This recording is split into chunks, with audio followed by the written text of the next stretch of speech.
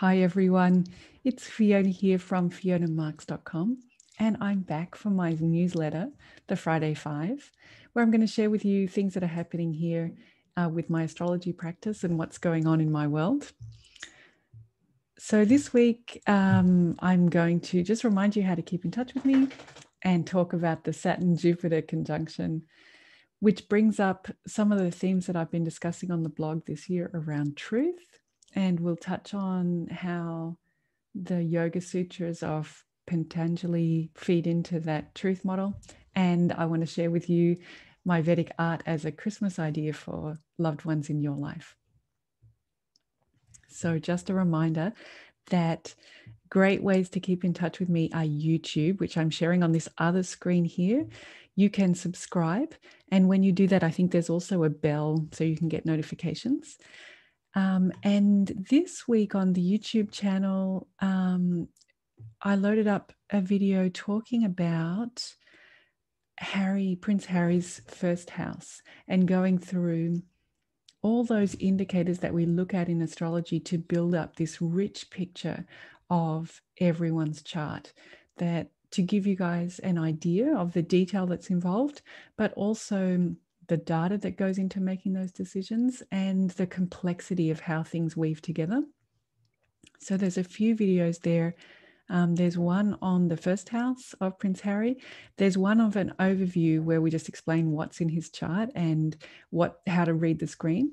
And then also for those astrology enthusiasts, I loaded up onto the shop the spreadsheet that I use to weigh up all the indicators.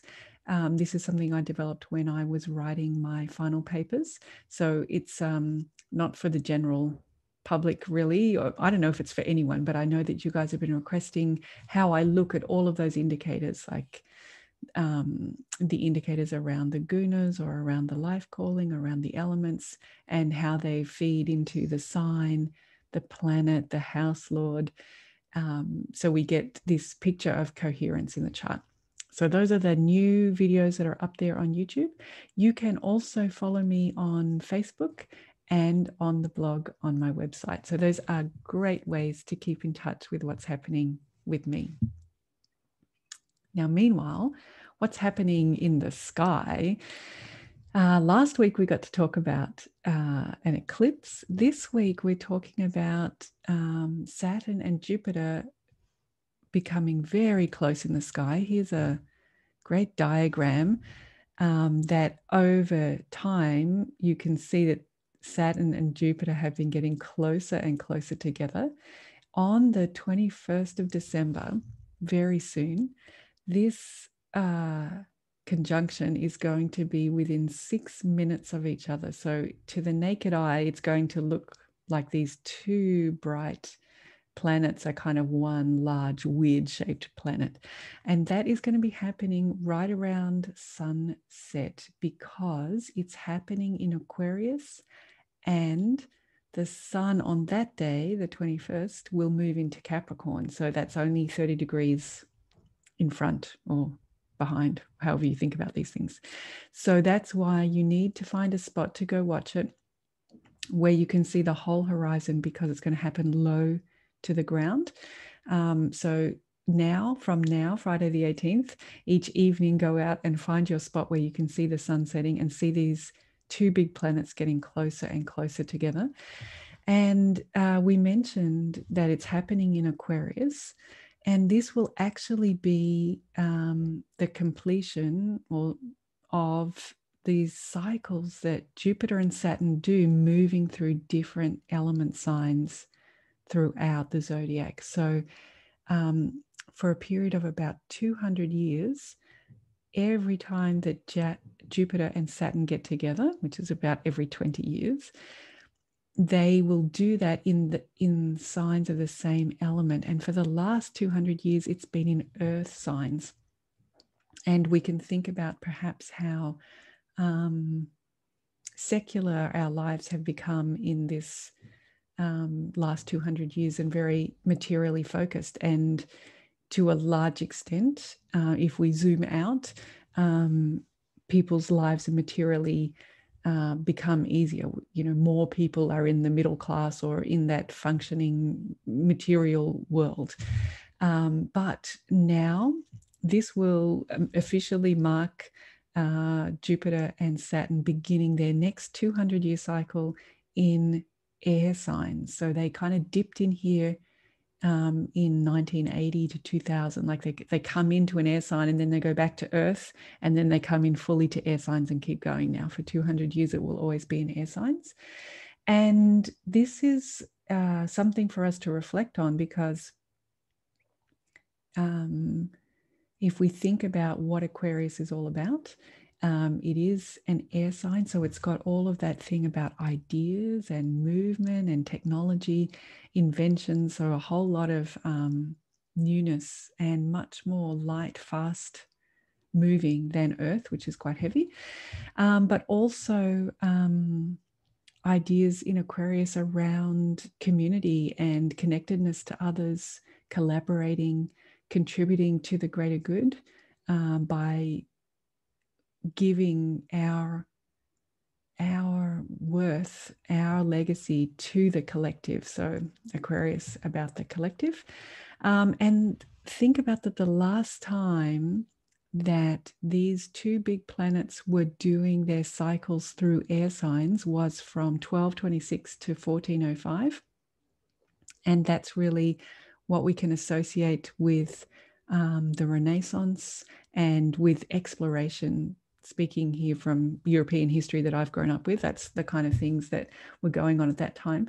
And the Magna Carta is often given as a very famous example of something that occurred during this time, a changing of power from maybe the lords having, or the kings having all the power, to kings being accountable and needing to provide certain circumstances in order for them to retain power. So it's really interesting, given the times that we are in now, to think about what this next 200 years in air signs might bring.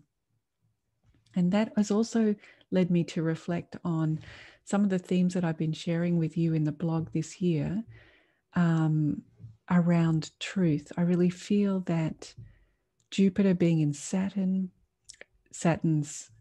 house of Capricorn, with Saturn for this year of 2020 has been an opportunity for Jupiter to face the truth.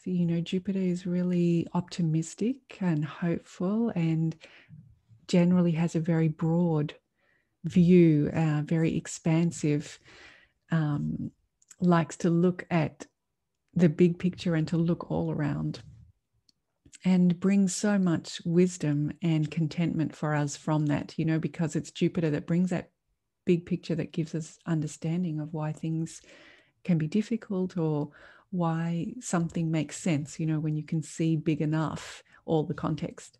So we very much appreciate and benefit from that quality, that Jupiter quality. But this whole year that it's been in Capricorn with Saturn, I have had on the blog this image of the ostrich with its head in the sand, Jupiter being the head there, that Capricorn energy and the presence of Saturn is like forcing Jupiter to look down at the earth. Jupiter is tamasic. It looks downwards related to problems. It's interested in real world problems. And it's not going to allow Jupiter to, dream or visualize its way out of this problem. It wants Jupiter to be grounded and to come into the real world and help us all. And I hope that you've had the opportunity this year to reflect on truth in your own life.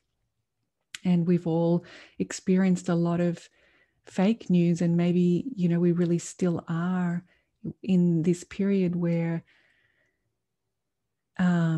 people can say what they want to be true, what they believe would be good if it was true. And I can identify with that. There's lots of things that I would like to believe, or that I would like to be true. And Saturn, Jupiter in Capricorn has been asking us, is that really sustainable? And can we value truth.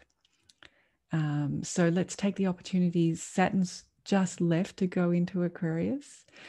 Jupiter's got, 1.5, 2 more days left in Capricorn. Let's take that opportunity to reflect in our own lives on speaking the truth and being realistic and reality-based, and calling into our attention those things that we wish were true, but we don't have any evidence for. And that brings me to the next theme of the week, which is a great place to go, in my opinion, when one is looking to know more about truth, is Patanjali's Yoga Sutras. I've got a few copies, but this is one of my little favorites. Yeah, there you go, the Yoga Sutras. And Patanjali is credited with outlining for us, delineating what yoga truly is. And what is front and center of these sutras, right there, chapter 1, Sutra 7, understanding is correct knowledge based on, and then he outlines what those things are: direct perception, inference, reliable testimony of others. These are the only things that lead to understanding. And this is in the context that in Sutra 6, and 5, in Sutra 5, he says, there are 5 types of mental activity. These may or may not cause suffering. And then in Sutra 6, the 5 types of mental activity are understanding, misunderstanding, imagination, sleep, and memory. And then in Sutra 7, he goes on to explain what understanding is. And I've popped that down there because I think it's really good for us to reflect on our own truth. What we speak to other people as truth, what we put out there as truth, is it a direct perception that occurred, that we were there, that we witnessed with our senses? Is it a logical inference? Have we applied rational thinking to it? Or is it a reliable testimony from a witness? So let's have that razor of truth to cut through between what we want to be true and what we can accredit as truth, because that is what will lead to understanding.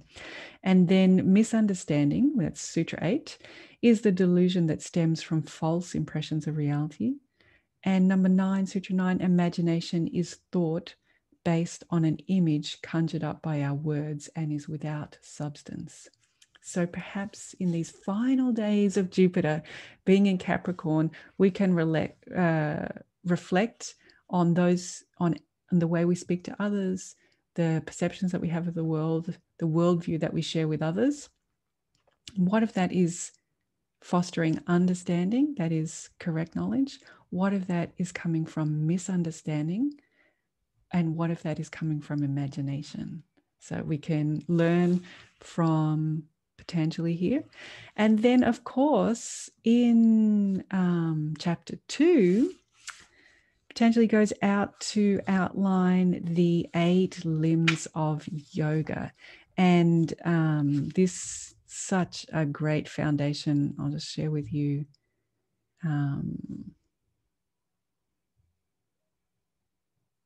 an image that I have of the 8 limbs of yoga. This is how yoga fits in and makes sense in the Vedic world. It has the foundation of the yamas and the niyamas, which I've outlined as the mat that the person is sitting on here.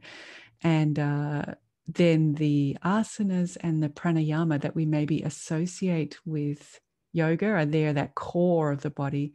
And then the pratyahara of harnessing your senses.